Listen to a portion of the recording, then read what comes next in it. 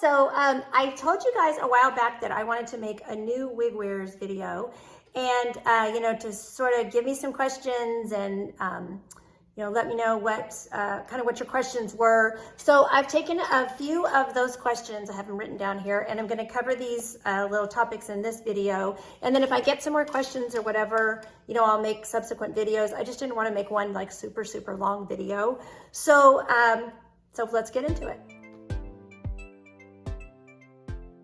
Okay, so question number one is, what style should I choose when I decide that I'm going to start wearing a wig? So, it's a personal preference, obviously. But what I did personally, whenever I first started wearing wigs, was I decided it would probably be best for me to stick with my most recent hairstyle when my hair was, in pretty good shape. Because I was losing my hair pretty rapidly for about a 2-year period, and then it all came out in a month after a treatment. And I have videos and I've talked about that before, and that's a subject for another day. But so I was really thrown into wigs, and I had never worn any hair. So the first thing I want to address is like where your hair loss is. If your hair loss is mostly here on top, you probably have androgenic alopecia, which is more hormone and unfortunately aging driven. Hair tends to thin up there. It's from, I don't know, free testosterone and stuff on the scalp, la la la la la. I'm not going to get into all of that, but I know a little bit about it, but I can't explain it completely. But anyway, it causes the thinning to be up here on top. And that's what I see in the majority of women who I know who wear wigs. And so if that's the case, if you're just thinning like right up here at the crown, you might want to wear a topper. Now, I'm not going to get super in depth with toppers because I personally have never worn one. However, I wish that I had worn one when I was losing my hair. So the reason why I wish that I had tried a topper, even though my hair loss is the opposite of androgenic alopecia, I was actually losing my hair around here, around the back, and I had hair up here on top, but this seemed to be the only place my hair was growing like a sprout out of my head.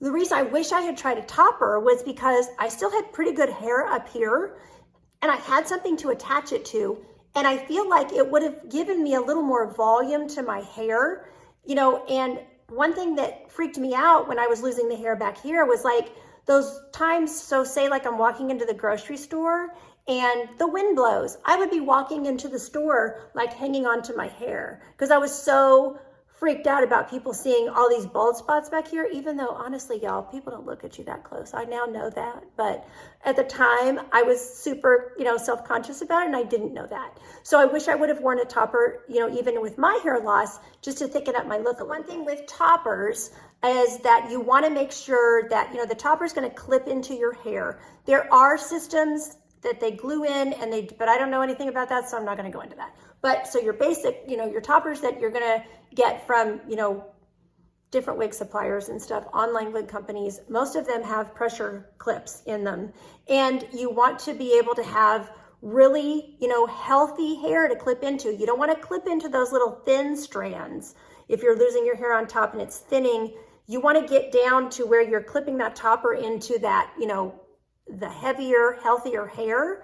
And one thing about toppers is they can cause some pulling on the hair, and they can cause some scalp irritation, and they can lead to some traction alopecia if they pull too much on the hair. So those are all aspects to take into consideration when you're thinking about whether or not you need to wear a topper. But if you don't want to jump directly into a wig, I would say, and you have that type of a hair loss, I would say try a topper first. Okay, so now we'll talk about wigs because that's really my wheelhouse. So what I did was I went for a style first off that reminded me of my most recent good hair. So I chose Jon Renau Aria. I did go to a wig shop to pick out my first wig, and I've heard great stories about wig shops, and I've heard horror stories about wig shops. So just have your, your consumer antennas up.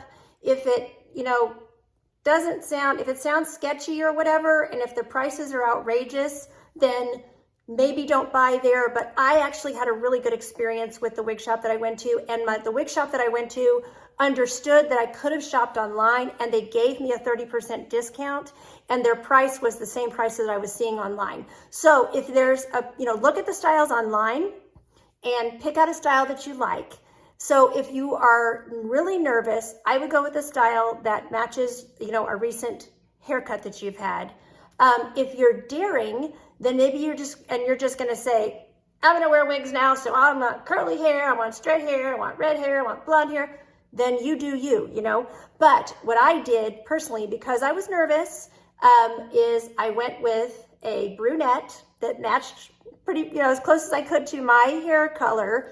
And I chose a bob style because that was the most recent, it was a long bob, but that was the most recent hairstyle that I had worn. Okay, second thing I've heard a lot from you all is that why does it feel like it's so much hair on my head? And I totally can relate to this. So when I started wearing wigs, that was one thing. I put the wig on, and of course I love the way it looked in the wig shop. She was styling it and making it all perfect.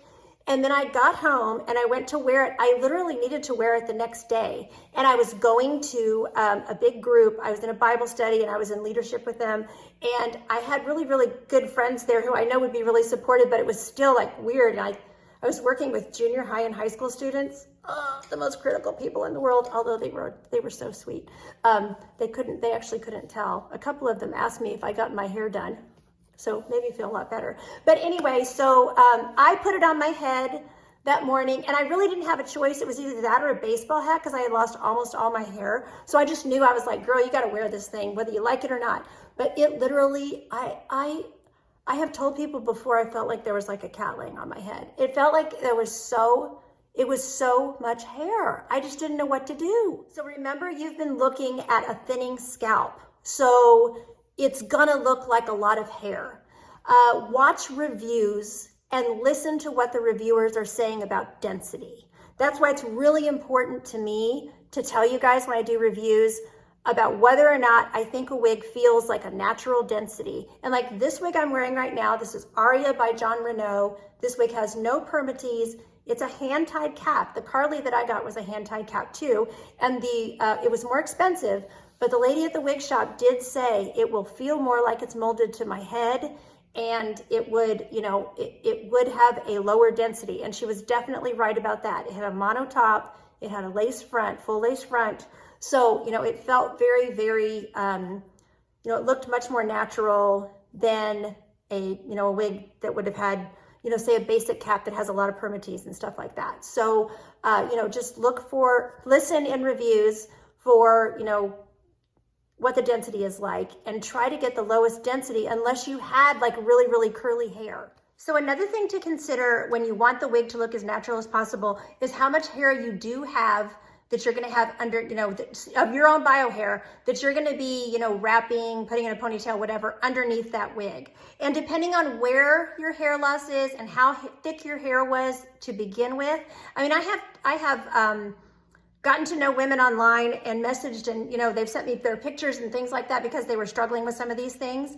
And so, and they have pretty thick hair, but it's thinned on the top, but they still have pretty thick hair, from like all around here and everything. And they don't want to lose that hair because, hey, let's face it, when it's hot outside, you can still put that in a ponytail and a baseball hat, and still wear it that way, and you don't necessarily have to wear a wig all the time, which that's awesome. I'm happy for you.